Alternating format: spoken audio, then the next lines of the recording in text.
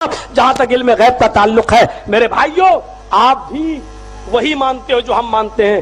اللہ کی قسم، اللہ کے رسول صلی اللہ علیہ وسلم کے بارے میں تم صرف کہتے ہو اتنا کہ اللہ کے رسول کو علم غیب تھا، ما کان وما یکون کا علم تھا، دنیا جب سے بنی ہے تب سے لے۔ جی ہاں دوستو، السلام علیکم ورحمۃ اللہ وبرکاتہ۔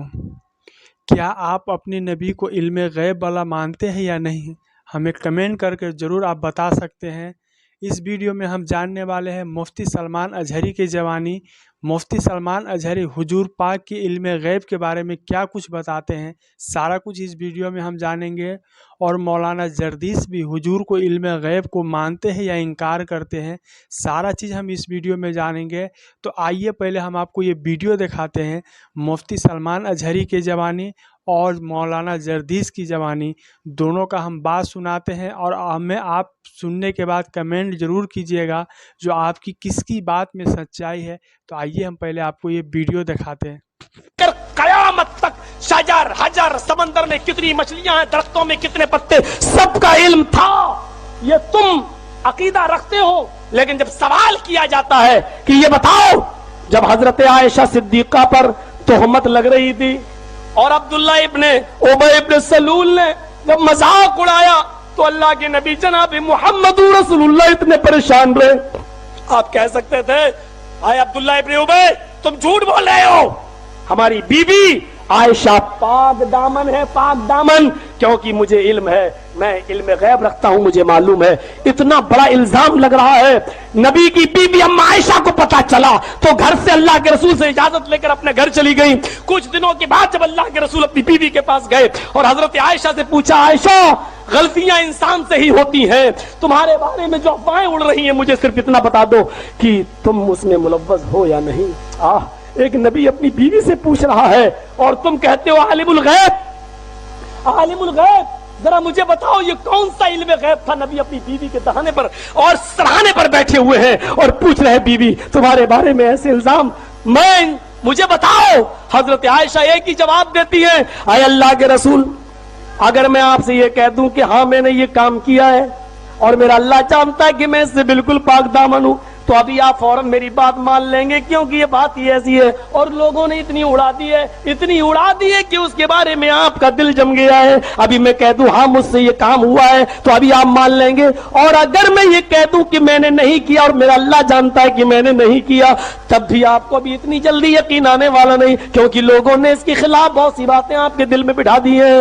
میرے معاملے میں اللہ کی سپرد کرتی ہوں، بس میرا معاملہ بہت جلدی اللہ آپ پر منکشف کر دے گا، اللہ ہی آپ کو باخبر کر دے گا۔ حضرت عائشہ فرماتی ہے مجھے یہ امید نہیں تھی، اتنا تو میں جانتی تھی کہ اللہ تعالیٰ ضرور میرے نبی کو خواب میں دکھلا دے گا کہ میں پاک دامن ہوں، لیکن مجھے یہ امید نہیں تھی کہ میرے بارے میں قرآن کی آیتیں نازل ہوں گی۔ اللہ میری برات اور پاک دامنی کے لیے جبرائیل کو بھیج کر 18 آیتیں نازل فرمائے گا۔ اللہ کے رسول وہی بیٹھے ہوئے، پیشانی پہ پسینہ آنے لگا۔ اما عائشہ سمجھ گئی کہ اللہ کے رسول پر جب وحی آتی تھی تو ایسا ہی حال ہو جاتا تھا، سخت سردیوں میں پسینہ آنے لگتا تھا۔ اللہ کے رسول بیٹھے ہیں، پسینہ ٹپک رہا ہے، آپ بوجھل، آپ بھاری سے ہو گئے، آپ کا سر بوجھل ہو گیا۔ حضرت عائشہ سمجھ رہی ہیں، ابو بکر صدیق گھبرا گئے، ان کی بیوی یعنی اما عائشہ کی ماں گھبرا گئی، پتہ نہیں جبرائیل کون سی خبر لے کے آ رہے ہیں، پتہ نہیں میری بیٹی کے بارے میں کیا اللہ بتائے۔ لیکن حضرت عائشہ فرماتی ہے کہ میں بالکل نہیں گھبرائی، اس لیے کہ جب میں نے یہ کام کیا ہی نہیں تو میں کیوں گھبراؤں۔ تھوڑی دیر کے بعد جب 18 آیتیں نبی کے اوپر نازل ہو چکی تو اللہ کے رسول مسکراتے ہوئے اٹھے، کہنے لگے عائشہ خوش ہو جاؤ، اللہ تعالیٰ نے تمہاری پاک دامنی کا اعلان کر دیا، مجھے باخبر کر دیا، یہ آیتیں تمہارے بارے میں نازل ہوئی۔ حضرت عائشہ کی ماں کہنے لگی اے عائشہ اٹھو، جلدی اٹھو اور اللہ کے رسول کا شکریہ ادا کرو۔ تم کیا جانو قادری صاحب، تمہارے چیلے اور چپاٹے کیا جانے، تم نے ان کو اتنا بے وقوف بنا دیا ہے۔ حضرت عائشہ نے جو جواب دیا تھا وہ تمہیں بتاتا ہوں۔ حضرت عائشہ کی ماں کہہ رہی ہیں تمہارے بارے میں قرآن کی آیتیں نازل ہوئی، اللہ نے پاک دامنی کا اعلان کر دیا، عائشہ تم نے اٹھو اور نبی کا شکریہ ادا کرو۔ حضرت عائشہ نے یہ کہہ کر ٹھکرا دی اپنی ماں کی بات، میں نبی کا کیوں شکریہ ادا کروں، میں محمد رسول اللہ کا کیوں شکریہ ادا کروں، یہ بھی تو انہی لوگوں کے باتوں میں آ رہے تھے، میں تو شکریہ اس ذات کا ادا کروں گی جس نے میری پاک دامنی کا اعلان کیا، میں بھی شکریہ اس کا ادا کروں जिस ने मुझे पाक दामन साबित कर दिया। बीवी रसूलुल्लाह के शुक्रिया को रिजेक्ट कर रही है और अल्लाह का शुक्रिया अदा कर रही है। तुम गौर से पढ़ो तो मैं सब वहाबी नजर आए। सूरह नूर में अल्लाह ताला ने जो अहकाम फरमाए, देखें चंद अहकाम मैं बता देता हूँ। इस सूरे में जो है उम्मुल मोमिनीन आयशा सिद्दीक़ा रज़ियल्लाहु ताला अन्हा की बरात, आपकी पाकी का भी जिक्र आया है। मुनाफिकीन ने आप पर तोहमत लगाई थी। एक बार हुजूर सल्लल्लाहु अलैहि वसल्लम जिहाद में थे, ग़ज़वे बनी मुस्तलक, वहां से वापसी के वक्त उम्मुल मोमिनीन साथ में हुआ करती थी, कोई ना कोई हुजूर की ज़ौजा साथ जाती थी।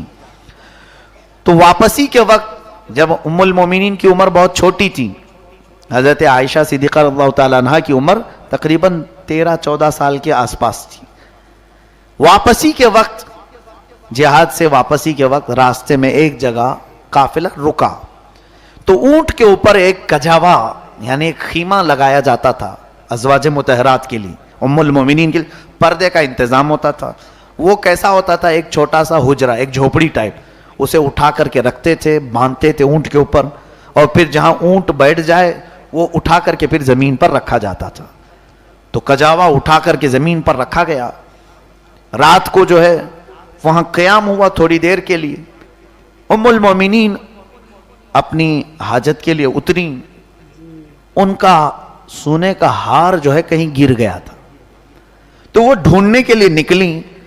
तो इत्तेफाक से जो है अचानक वापसी का ऐलान हो गया कि चलो। तो सहाबा जो उठाते थे कजावा, वो खीमा, वो झांक करके देखते नहीं थे कि अंदर है या नहीं। कजावा उठाया गया, ऊंट पर रख दिया गया। उनके दिल में ये था उम्मुल मोमिनीन अंदर हैं, बैठी हैं।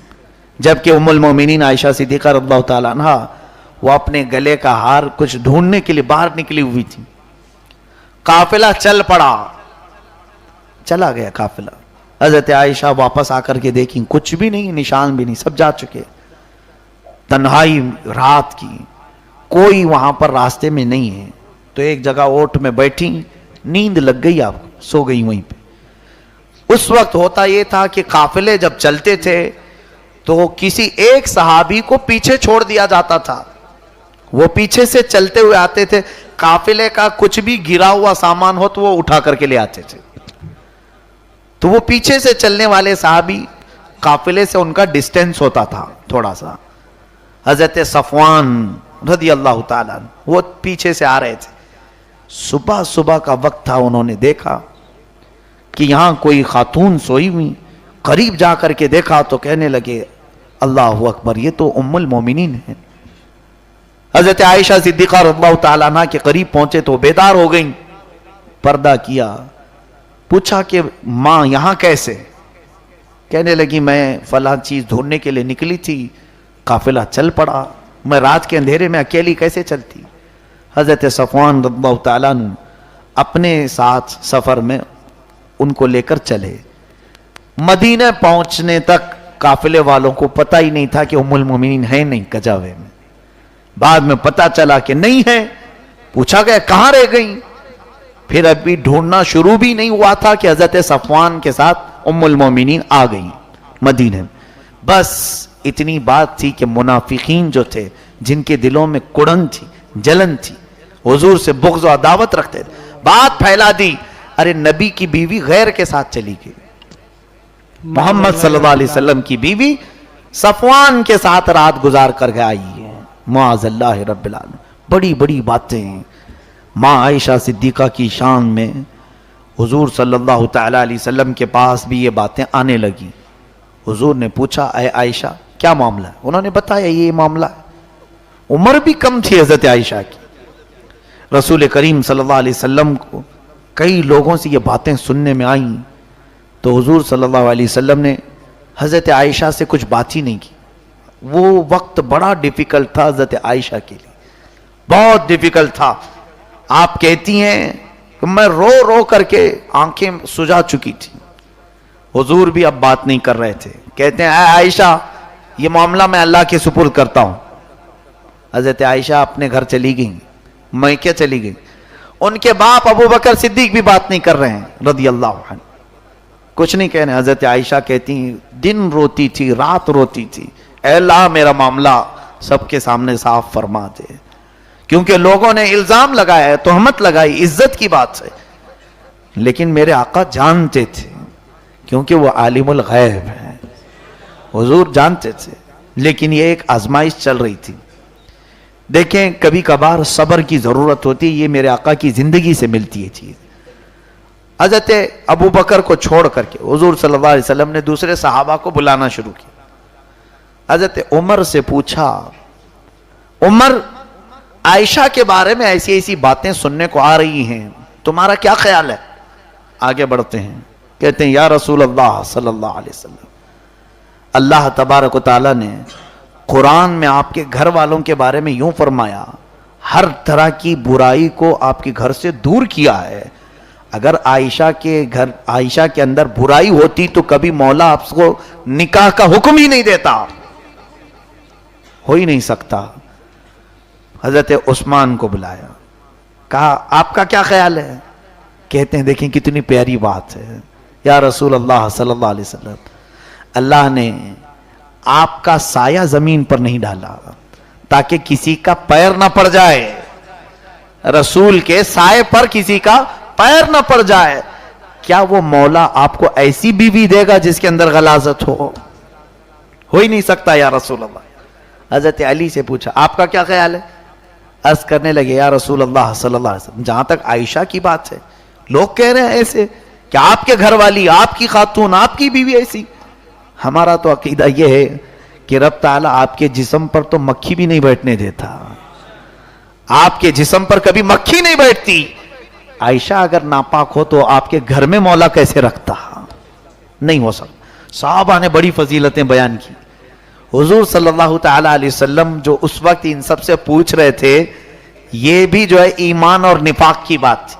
کچھ لوگوں کو بلایا اور باری باری پوچھ رہے تھے، پوچھا آپ کا کیا خیال ہے؟ تو ایک صاحب نے کہا ہاں لوگ کہہ رہے ہیں، ہو بھی سکتا ہے نہیں بھی ہو سکتا ہے، کیا معلوم، اندر کی بات ہے، یہاں سمجھ میں آ جاتا ہے، دل میں جو چیز ہے نکل آتی۔ یہ ایمان کی پرکھ ہو رہی تھی یہاں پر، جانچ ہو رہی تھی۔ ایمان اسی کو کہتے ہیں، رسول کی ذات سے کوئی چیز ہو تو ناپاک ہو ہی نہیں سکتی، عقیدہ یہ کامل ہونا چاہیے۔ تو جتنے لوگوں نے یہ کہا تھا پہچان لیے گئے وہ کہ کس کے دل میں کیا ہے۔ ہاں لوگ تو کہہ رہے ہیں، اور عائشہ رات کو کیوں گئی تھی، ایسے ایسے باتیں بھی کچھ لوگوں نے کی، لیکن جو صحابہ تھے، اہل ایمان تھے، ان کو اللہ نے مضبوط ایمان عطا کیا تھا۔ چند دن ایسی گزرے، ایک مہینہ گزر گیا، تب اللہ تعالیٰ نے جبرائیل امین کے ذریعے آیتیں بھیجی۔ اللہ فرماتا ان الذین جاؤوا بالافک عصبۃ منکم لا تحسبوه شرا لکم بل هو خیر لکم۔ جو لوگ تہمت لگائیں آپ کے گھر والوں کے متعلق، اے محبوب اس کو آپ برا نہ سمجھیں، آپ کے حق میں بہتر ہی ہے، بہتر ہے، کیونکہ سبوں کے دلوں کی کڑھن مولا تعالیٰ ظاہر کرنا چاہتا تھا۔ پتہ یہ چلا کہ نبی کا گھرانہ کسوٹی ہے ایمان کو ناپنے کی، جو اس طرف محبت کے جملے کہا وہ ایمان والا ہے، اور جس نے شک بھی کیا وہ منافق ہے۔ اللہ تعالیٰ فرماتا ہے والذی تولی کبرہ منہم لہ عذاب عظیم، میں تو ان کے لیے دردناک عذاب رکھا ہوں، بڑا عذاب۔ اب رہی بات یہ ان پر جو لگایا گیا تھا، عائشہ بری ہے ان تمام چیزوں سے۔ اللہ نے حضور کے گھرانے کی پاکی قرآن میں بیان کی۔ اب سنیے، جب یہ آیتیں نازل ہوئی تو حضرت ابو بکر صدیق دوڑتے ہوئے آئے عائشہ کے پاس۔ ایک مہینے کے بعد حضرت عائشہ کہتی ہیں میری آنکھیں سوج گئی تھیں، اتنے دن تک حضور سے بھی ملاقات نہیں ہو رہی تھی۔ کہا عائشہ مبارک ہو، اللہ کی آیتیں اتر گئی تمہاری شان میں، مولا نے پاکی بیان کر دی، جاؤ جلدی حضور سے ملو۔ عمر کم تھی، محبوبانہ انداز بھی تھا، کہا نہیں میں ان سے پہلے نہیں ملوں گی، پہلے میں میرے رب کا سجدہ کروں گی۔ حضور صلی اللہ علیہ وسلم خود لینے آئے حضرت عائشہ کو، اور اس کے بعد محبت سے اپنے گھر میں بٹھائے۔ اب اس کے بعد فرمایا عائشہ، حضور اگر چاہتے تو پہلے ہی دن کہہ دیتے میری عائشہ پاک ہے، لیکن لوگ یہ کہتے اپنے گھر والے کی بات کر رہے ہیں، اپنی بیوی کی پاکی تو ہر کوئی بولے گا۔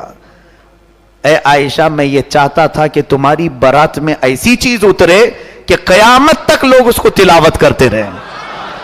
ہائے آج دیکھیں کروڑوں امام ہوں, کروڑوں مسجدیں ہوں, ہر جگہ جہاں پر بھی تلاوت ہوگی ہماری ماں کی پاکی بھی بیان ہو رہی ہوگی.